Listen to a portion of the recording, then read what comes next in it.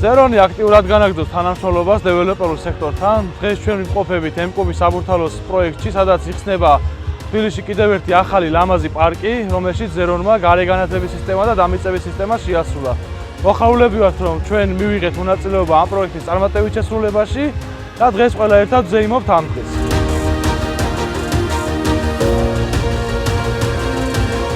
ემკუბის საბურთალოს ცენტრალური პარკის პროექტში ზერონის გუნდმა გარე განათების სისტემების მოწყობასთან დაკავშირებული ელექტრომექანიკური სამუშაოების მიმართულებით იმუშავა. პროექტის ფარგლებში ყველა ტექნიკური გადაწყვეტილება შეთანხმებული იყო პროექტის არქიტექტურულ და ლანდშაფტის კონცეფციასთან, რათა ტექნოლოგიური ნაწილი ორგანულად შეწყმოდა სივრცის დიზაინს.